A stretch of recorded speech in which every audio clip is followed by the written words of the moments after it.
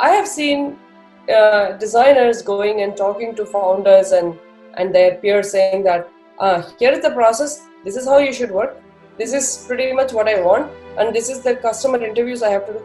Dude, you have not gained any trust from me. Why will I spend $100,000 on you? Why will I spend the 2 months of usability test on you? Would you go to a doctor, to whom you cannot trust this guy? I mean, you cannot allow him to operate on you? Will that even work? That's exactly our designers are going through. And because they have not spent too much time on understanding human, first the human is your peer, your boss, they have needs, they have wants. How do you satisfy those?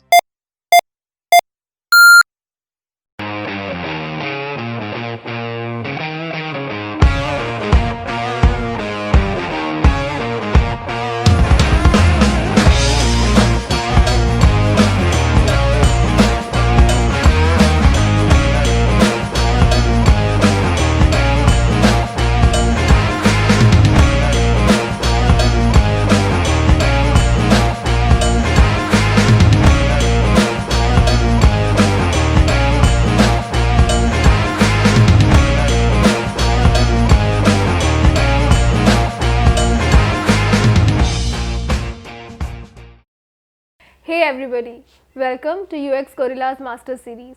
Our goal with this show is to help you gain new perspectives, tools, strategies and mindset for a successful career as a user experience designer.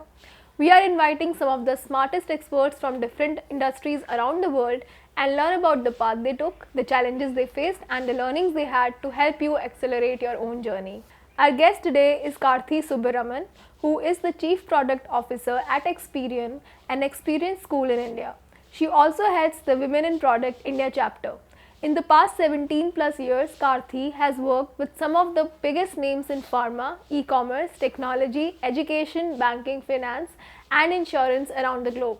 Though Karthi has played several roles throughout her career, including that of an engineer, a product manager, a designer and a CEO, Karthi identifies herself mostly as a designer. In her own words, design is not just a passion or a profession, but a path that she walks on. Her 5-year-long stint at HP left a deep impact on her, where she was responsible for transforming lives of customers through design thinking and execution. From headhunting for the best design talent to design the first ever touchscreen for printers, Karthi witnessed firsthand how design can transform business. But her definition of design goes way beyond the obvious. Karthi is amongst those design evangelists who are working hard to make sure designers bring more than just the aesthetics to the table. She does not shy away from using data in all forms to persuade, dissuade, negotiate and influence all stakeholders. Like a true creative, Karthi has a soaring imagination, but she is always grounded with realities of feasibilities. She has touched many lives throughout her career and is deeply respected and loved by her clients, former colleagues and students. Though Karthi has been sharing what she has learned as a visiting faculty at institutes like NID and MIT and as a design speaker for a while now, she has decided to go all into design education with her school Xperian. After having built an extremely successful consulting practice and a solid reputation as a CEO, Karthi chose to leave it all behind for her love for design. At an age when most people aspire to have a cozy and comfortable life, after the hustle in their 20s and 30s, Karthi has no plans to settle down yet.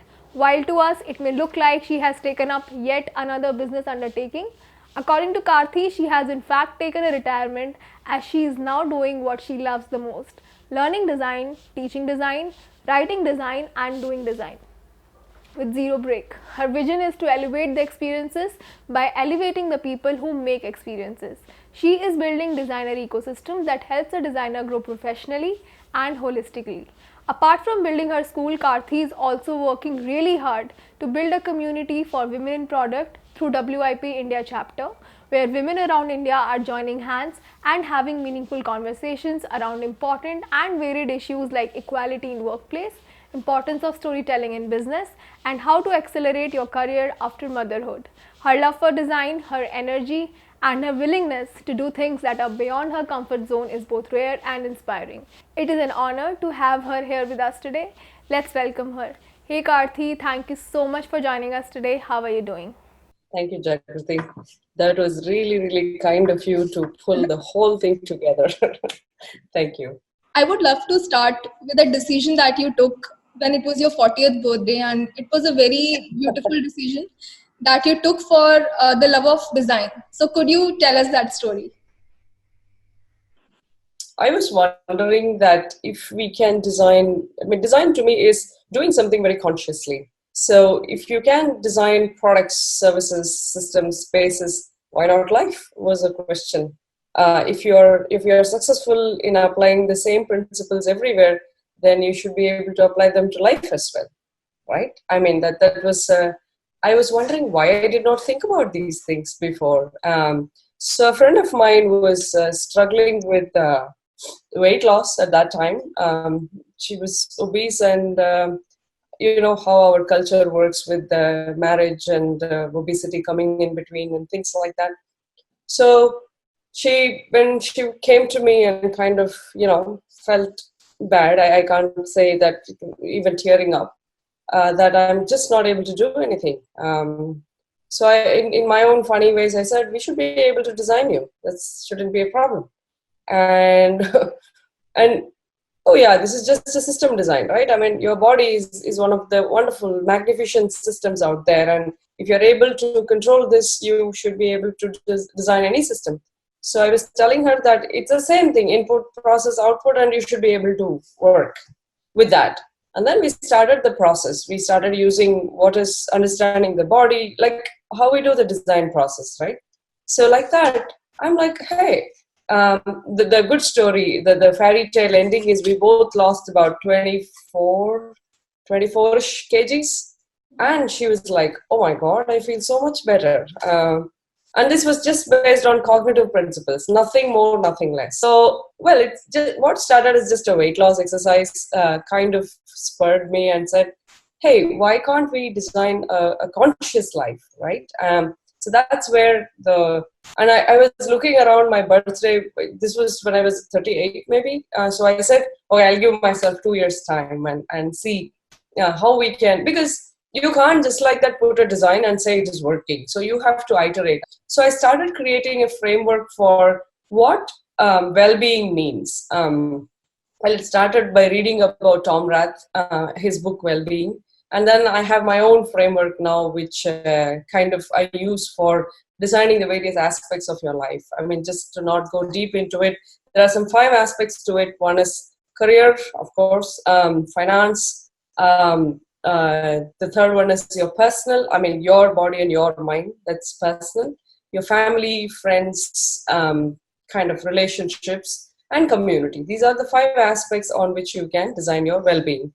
So I said, every year I tried 2018 with a simple set of goals for all these aspects. And now in 2019, I think I hit my 40th by September 22nd, 2018. So I said, okay, there should be something like a pre-40 and a post-40. Like, that should be completely different. So I have a full-fledged plan on how, so I realized that weekends are, not needed. You don't need so much break as much as we think.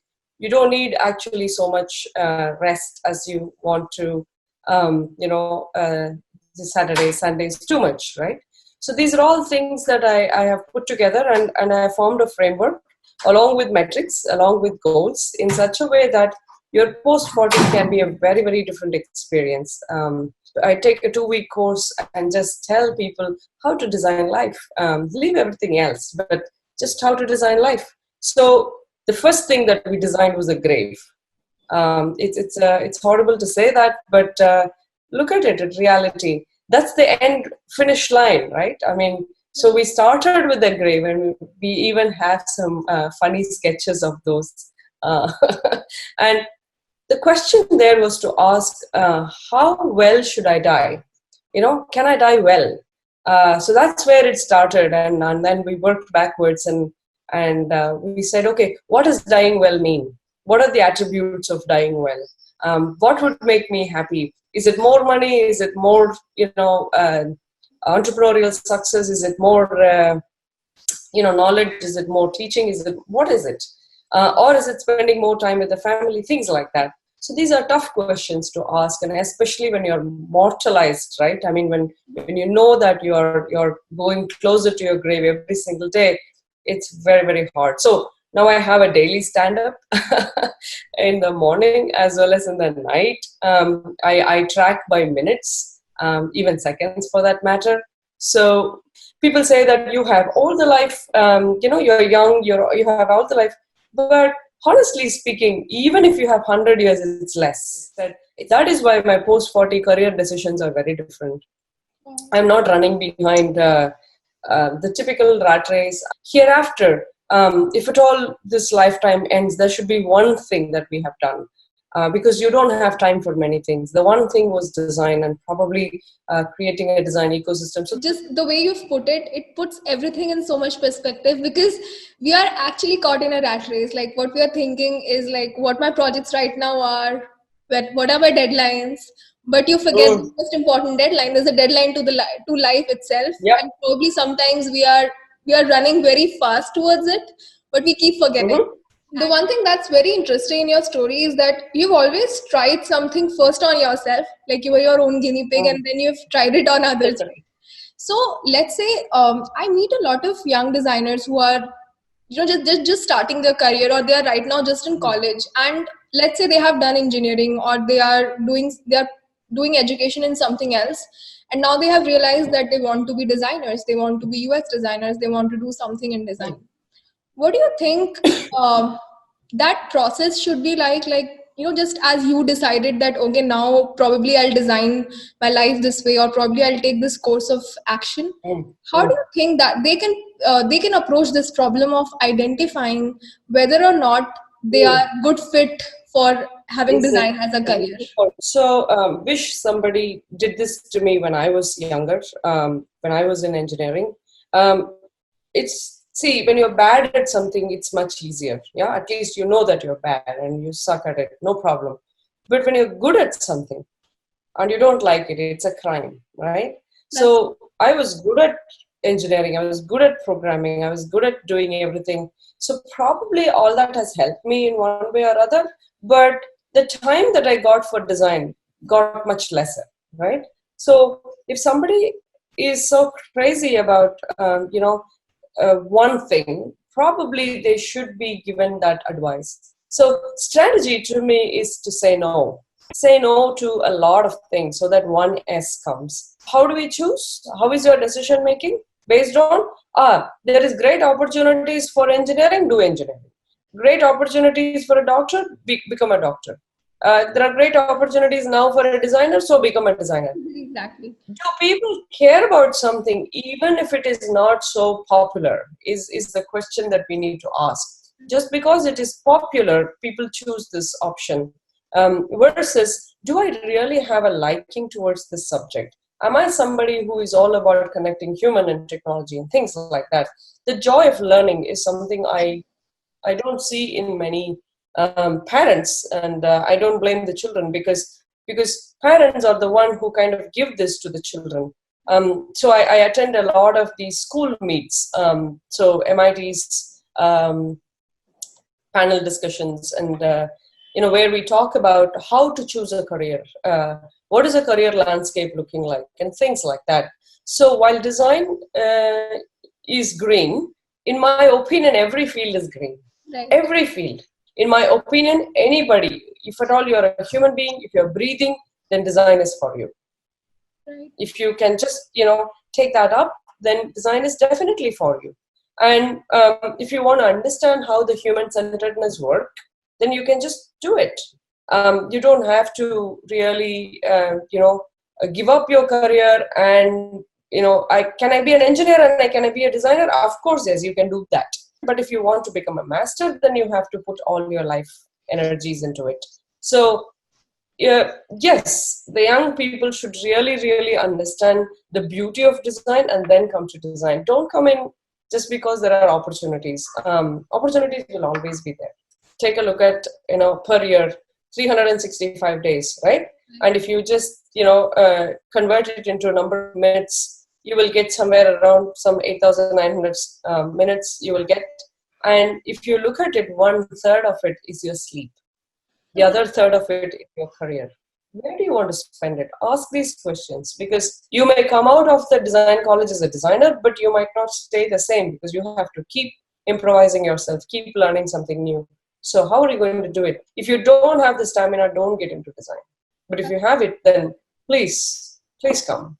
This field needs a lot of people. So what I do these days is I give exercises where I ask people to go and do things for 1 or 2 months, like completely, and then ask, did you really enjoy doing what you did? Here is the prospect. Here is what you might become. Here is the kind of money you might make. You might not make so much. Is that okay? Did you enjoy it? Did you love it? Did you do more of it? Did you do less of it? Was it too much? Are you somebody who gets, till it is easy, you are fine, but when it gets difficult, you give up? Are you that kind of a person? Yeah. So subjects are what we are capable of. It's not like, oh, I like design. No. Do you have the stamina for design? Right. Oh, I want to be a writer. Can you write, every day for 2 months without a break, consistently? Think questions like that. It will put things in perspective. I think the reason why many of us do not know what we want to do is because we've defined it the wrong way. So probably this should have been my first question, but I would still like to know from you, how do you define design? Like, what is design for you? So that when we are talking about design, when we are saying that, you need to have so and so skills to be a designer, how do you define design, and how do you think design is different than art? Because many people get into design because they're good at art. Design is something, in my definition, design is a beautiful solution. Yeah. It's not just a solution. It's not just beauty. It's a beautiful solution. So how can we achieve a beautiful solution? For every problem, there is a solution, and there can be a beautiful solution. So can you push it, upgrade it a little more, and make it little, conscious, beautiful solution? So that's pretty much what a design should do. So for you to have a beautiful solution, you need to work really, really hard. What I mean by that is, you have to take care of aesthetics. You have to take care of systemic thinking. You have to take care of solving the problem. You have to take care of the human needs and wants. You have to take care of how to do it. You have to take care of a lot of things for you to just have a beautiful solution. And that is the skill. So art is just one part of it. Right. Yeah. Your analytics is just another part of it. Your data is just another minuscule part of it. The thing is, you have to synthesize everything together and bring it. And that is where your solution can be beautiful.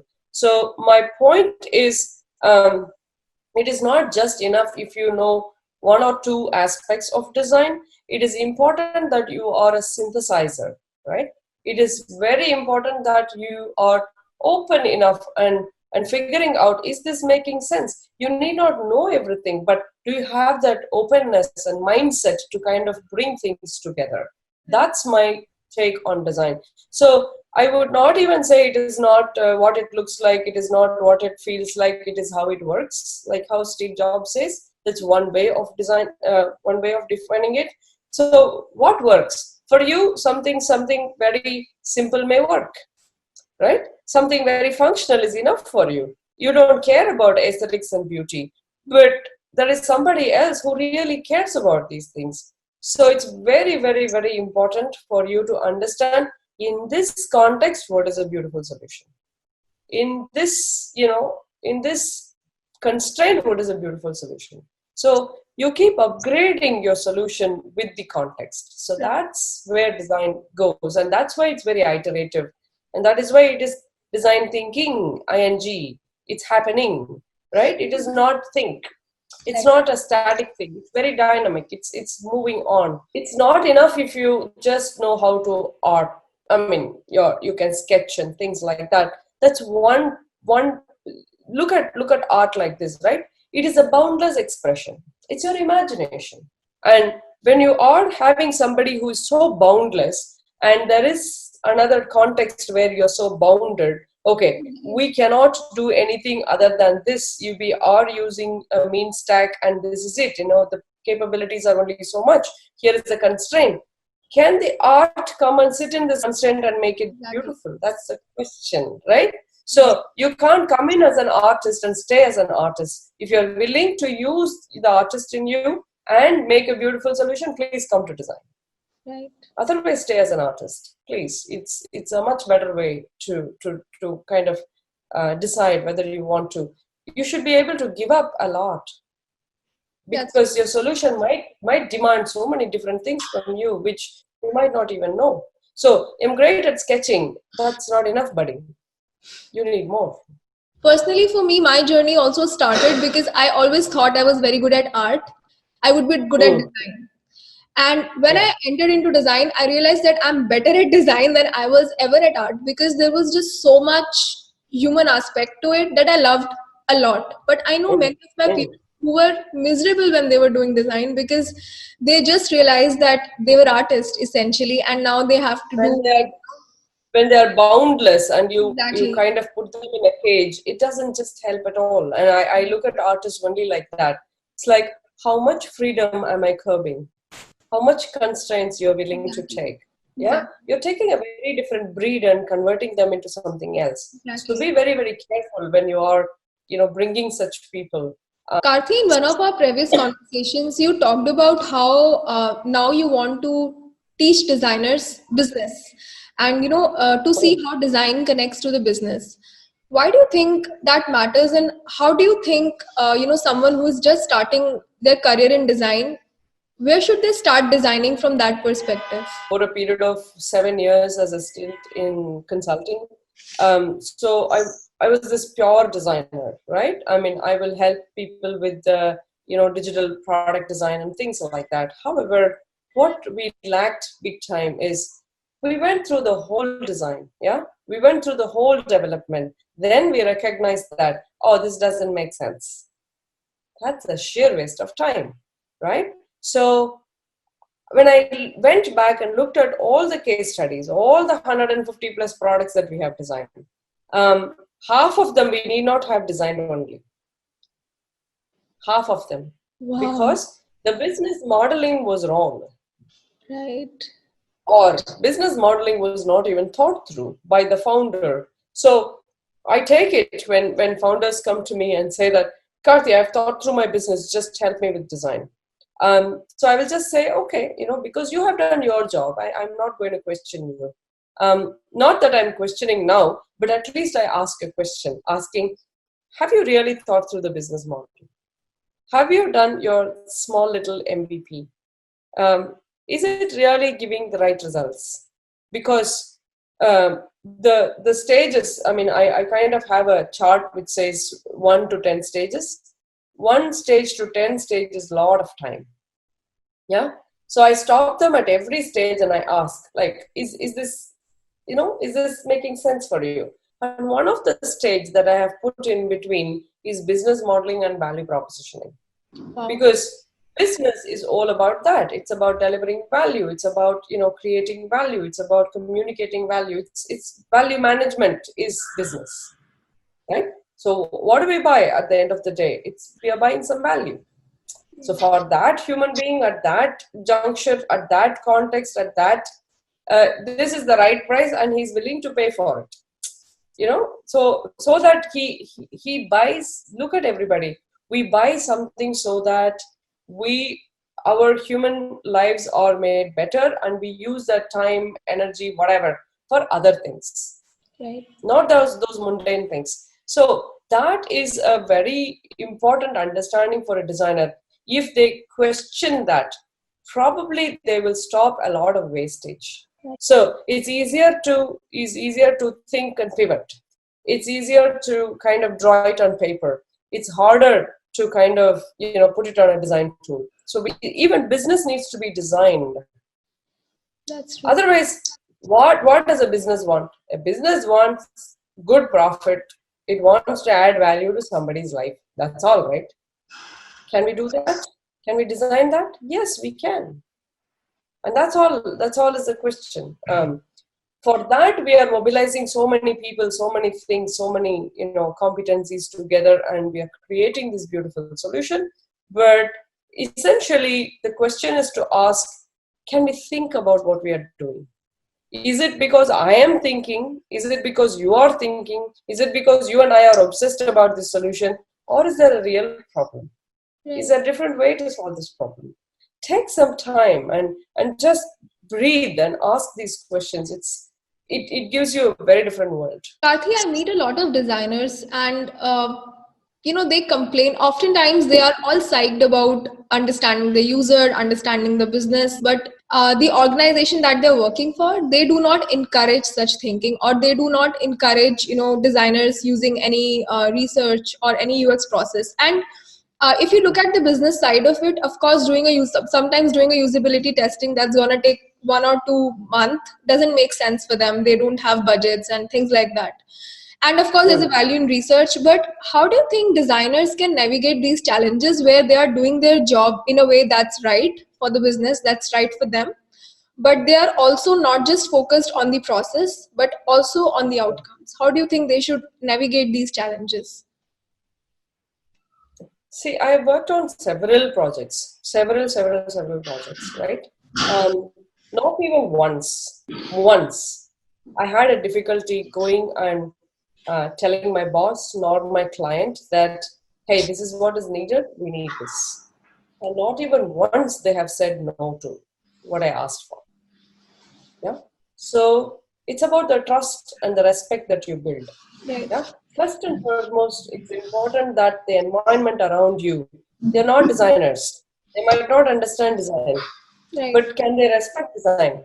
That's a question that we need to ask, right? So designers don't, spend enough time and energy in gathering that respect and trust.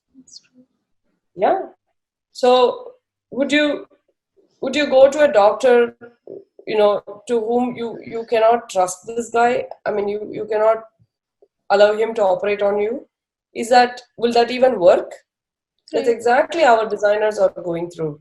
And because they have not spent too much time on understanding human, first the human is your peer, your boss, they have needs, they have wants. How do you satisfy those? That's true. Remember, a human being will not be able to think past his needs and wants at this point in time. So don't bring in bigger ideas like, let's think about our customer. See, everybody wants it. Right. Yeah, everybody wishes for it. But is it even possible? Is it even possible to really go and so slowly make inroads into the product, into the company, where you just help them. Oh, we are thinking about this. Is this what you're thinking? Is this exactly what you're thinking? Is this making sense? Will this make sense for our customer? When you show things visually, they will only think and tell you, oh, this sucks. Sorry, I couldn't think. I will not do your job. I'm like, no, don't beat yourself up like this. It's just that an ability to think is also important. An ability to think propels when you put this visually. So as designers, can we help them?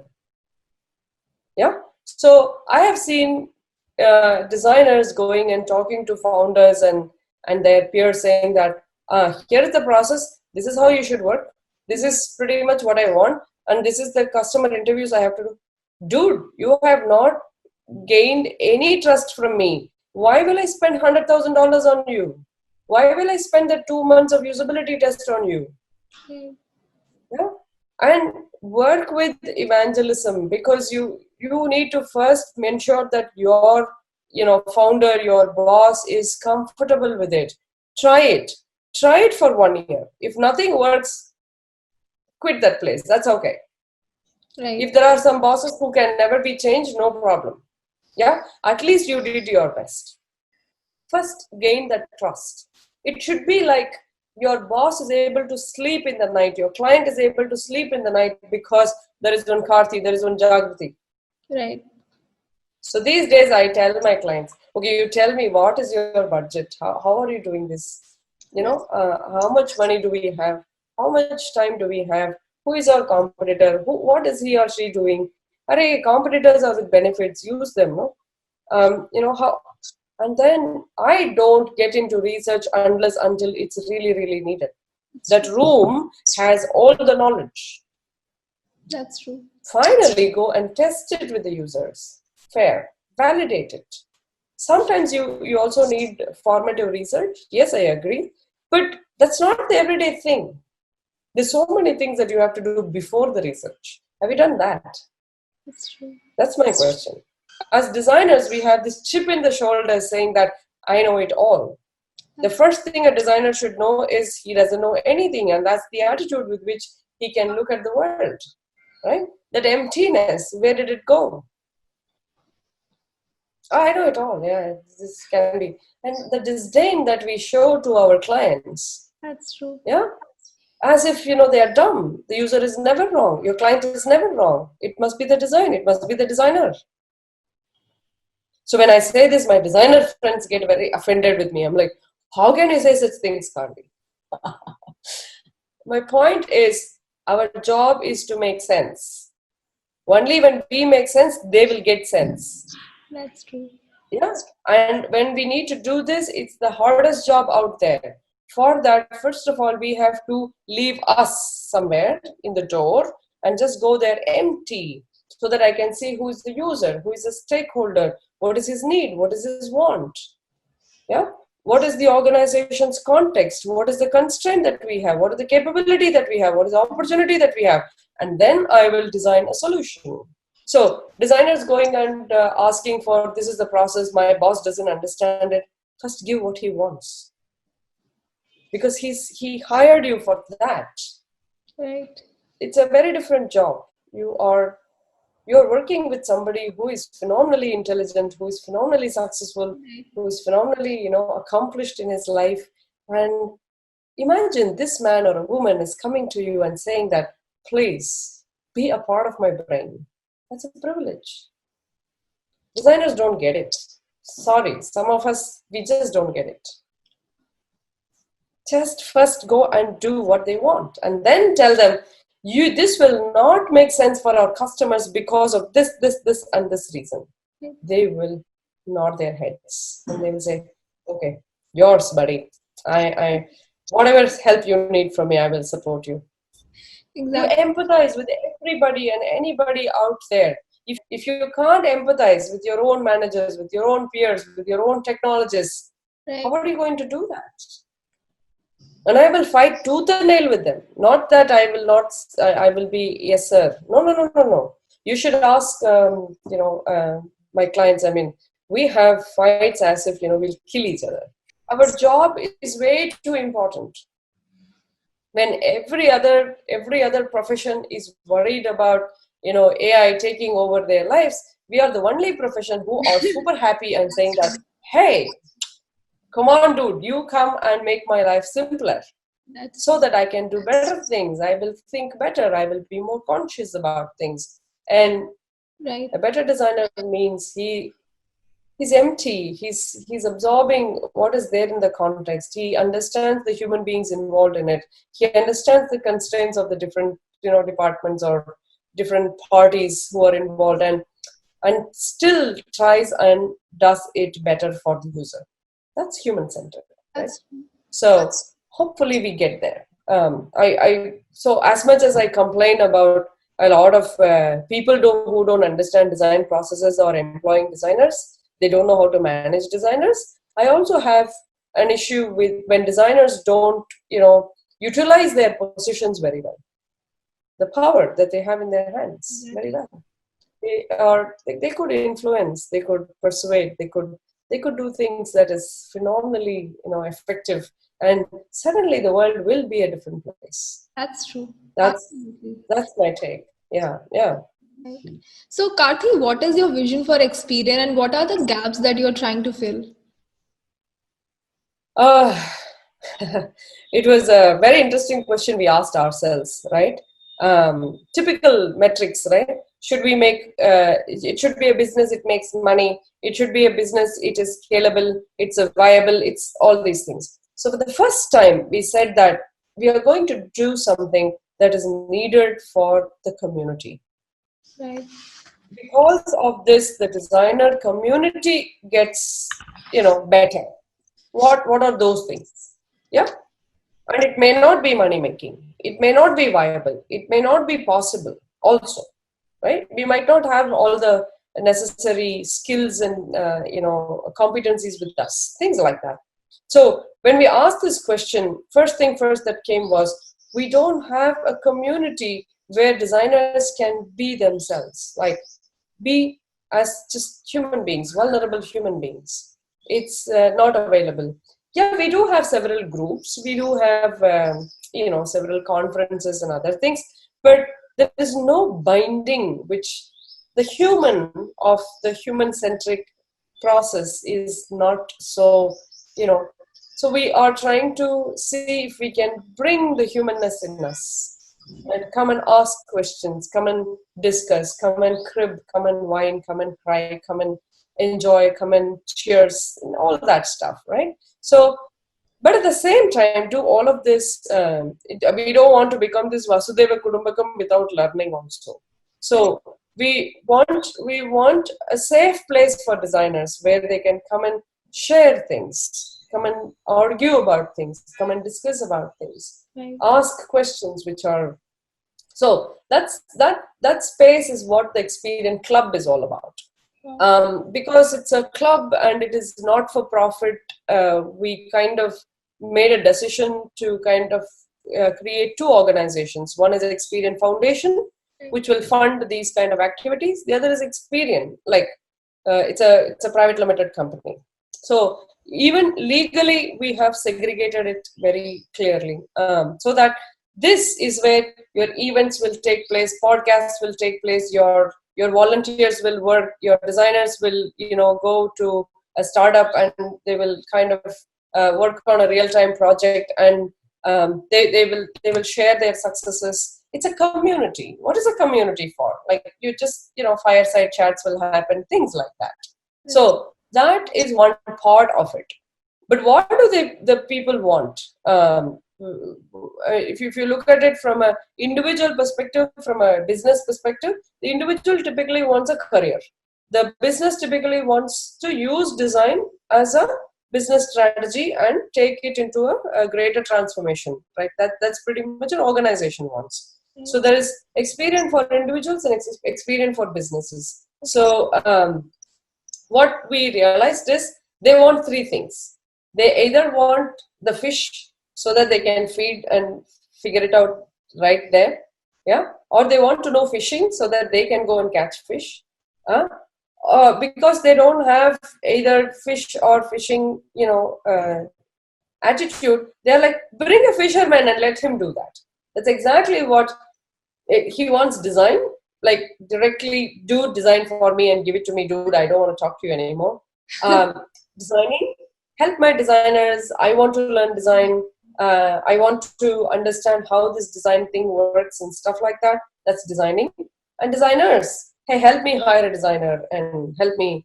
So this is where the whole idea of designing designers came from. It all sprang from that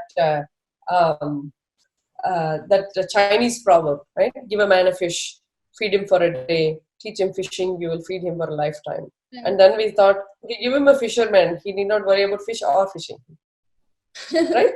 So that's where the idea of designing designers came. And because there are three parts, there are three different organizations. One is a consulting and services organization, Xperian Work, and designing is what I am taking care of, which is Xperian School. We realized that the power of online is very high, and there is no one school which synthesizes everything that a designer needs to know. For example, how do I go and facilitate a workshop? How do I go and conduct an interview? How do I go and talk to my boss? Things like that, we don't, right? So that's what an Xperian School is all about.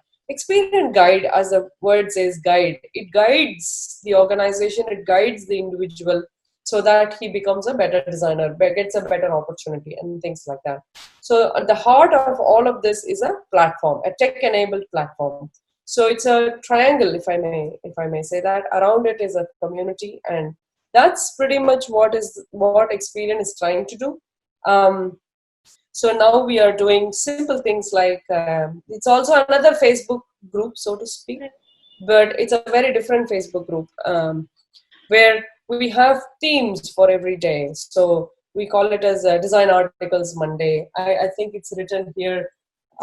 If I may read it out, it's we call it as a Damn Monday, Cat Tuesday, a DMW Wednesday. So what this does is, we will talk about methods. We will talk about articles. We will talk about a particular topic. We will talk about practice.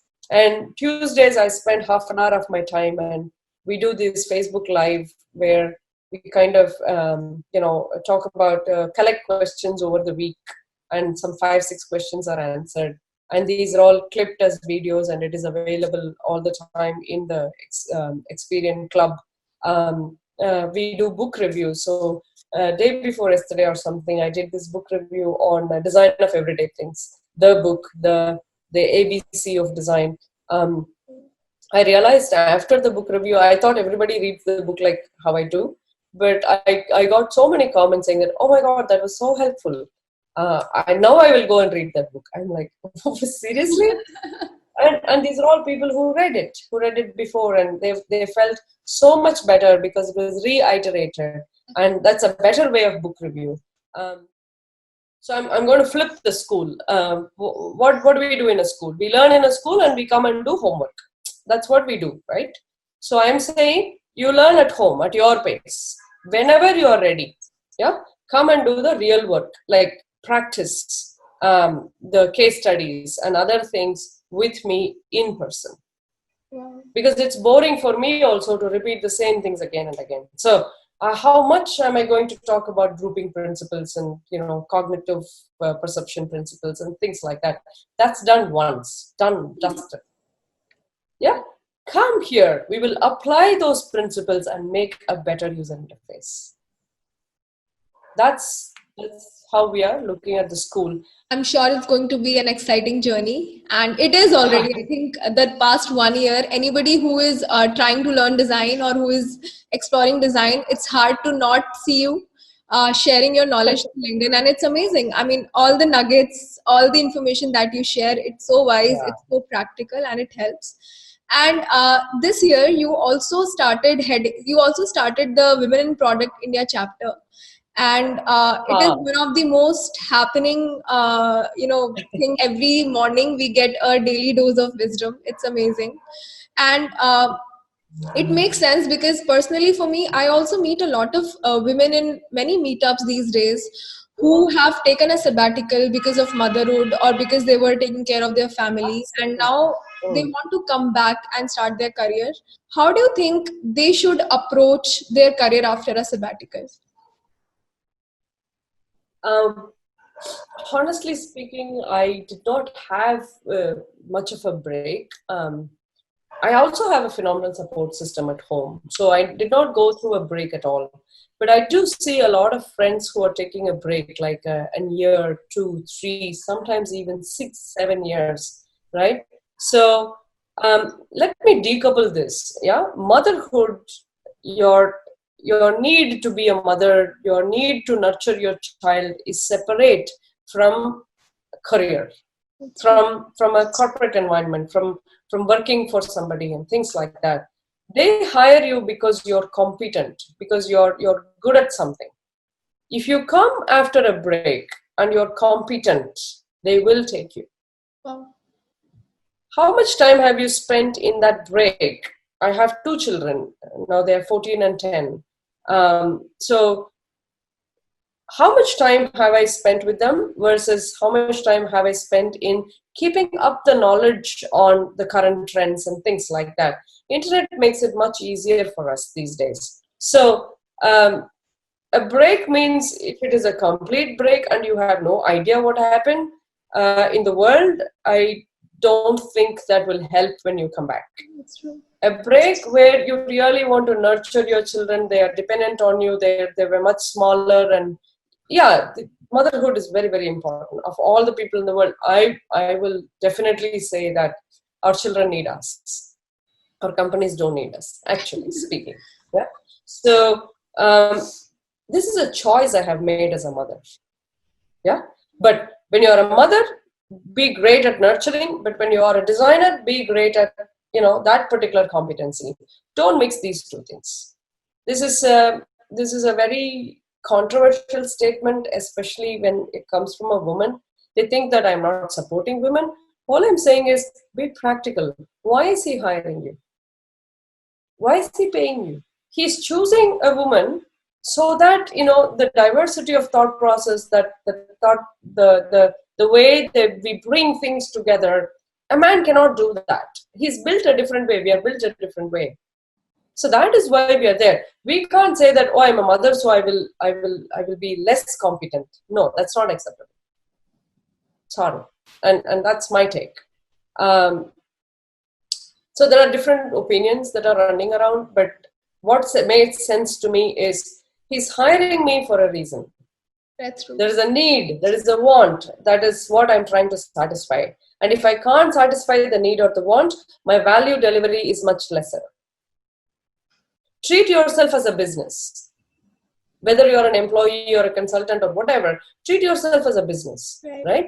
So, and even at home, there is a need, there is a want, there is a need to be nurtured and things like that. How much are you able to deliver there? So the question is, how do you balance these two? It's a hard job. I'm not belittling and saying that, oh, it's all easy. Not at all. I have an army behind me. Yeah, my mother-in-law, my father-in-law, my husband, everybody works together. Wow. Yeah, and with the support system, I find that I don't have enough time. And that's how much work is there. So choose. It's a choice that you're making. A choice always comes with consequences. Wow. Right? And the consequence may be let go of this or that, or delegate it. You need not do everything. Have a cook. Look at your time. Jot down what it takes the entire day and see if, oh my God, I'm spending so much time in this. I'm spending too much time at work. So cut it down. See what you can do. See if you can hire somebody, a junior or someone who can take care of those mundane tasks at work. Somebody who will take care of admin and logistics and all these phone calls and manage your calendar and secretary and stuff like that. Yeah. I think it comes down again to that thing that you said, that you have to design your life. So I think it comes down to that again. Totally. That's the essence.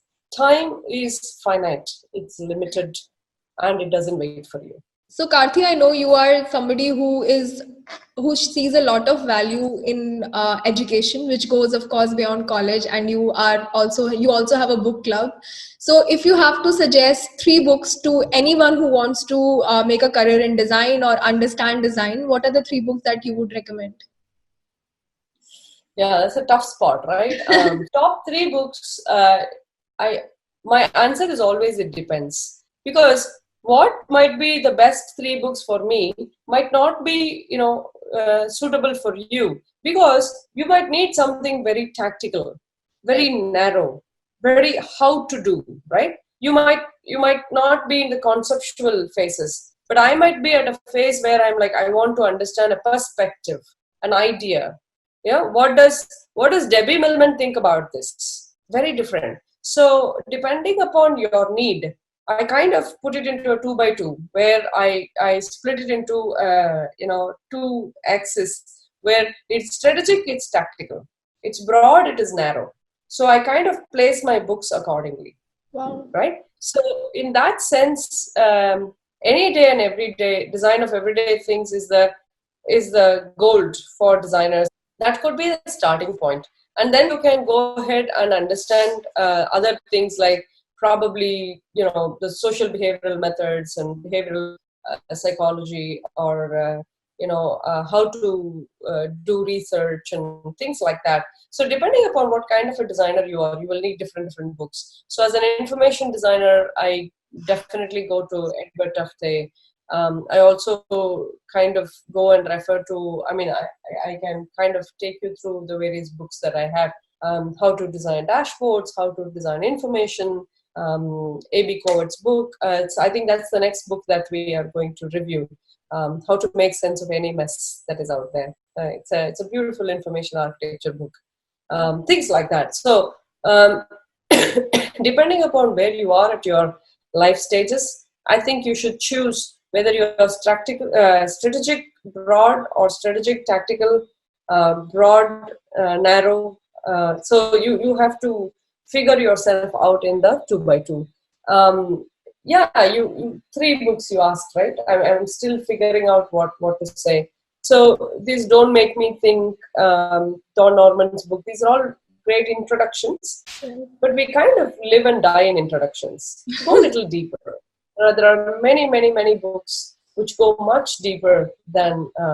So I definitely like this book, Designing for Growth, Change by Design, Fine Line. These are all brilliant books written by designers who have lived as designers throughout their life and created great organizations. So I think we should go ahead and, depending upon the phase you are in, the context you are in, the mood you are in, you should pick up any book.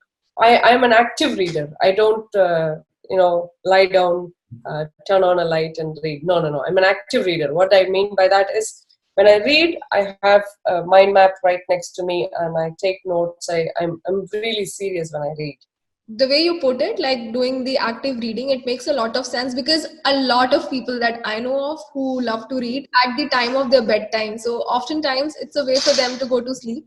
So that is, if that is the kind of non-fiction stuff that you're reading about, then you need to choose accordingly. Again, at the end of the day, it comes back to time. Is it worth my time? Should I read this book? Would it make me better? Would it enable me? Things like that. Wow. So I read a lot of textbooks. It's interesting that I say this, because not many people like textbooks. The real knowledge, the conceptual understanding is always in the textbooks. We went through that in college. But every time I read it now, I get a very different perspective. That's true. So, Karthi, this is my last question to you. Where can our audience find you? Find me. I think I made a conscious decision to use LinkedIn, not because of any reason, but because a lot of professional designers are out there. So my team is trying to see if they can take whatever I put in LinkedIn. They want to try and make it available in Medium and other places. I also have my blog, but Karthi's blog is not very active at this point in time. So LinkedIn is the best way to find me. And you also have a Facebook page for Xperian. So we have started with the book club. We will do more of interviews and podcasting and those kind of stuff, so that they get perspectives about other designers. Thank you so much, Karthi. I was hanging on to each word that you said, and I'm sure anybody who is listening to it, who would listen, they would learn a lot. And the way you put how designers should also design their life, that's a very interesting perspective, something that we forget in the rat race, that there's a bigger purpose to life. And I'm sure other than design, there's a lot that we're going to take out of it. Thank you so much, Karthi, for doing this. No problem at all. I hope it is helpful. It's just a perspective. So if I need to just, bring all the 18 years of career into, a few hours, few words, then this is what it is. So hopefully it helps designers, and I'm very open to questions, arguments, discussions. So bring it on. I mean, if designers have more questions, I think we should help them answer that, so that they have different power. The power of exposure is very, very, it's awesome, because only when you're exposed to many things, you will be able to decide whether to go this way or this way. So expose as much as possible. So that's pretty much what you're doing, and this is fantastic work. So keep it going, Jagrati. I think you should bring the design world together in this format.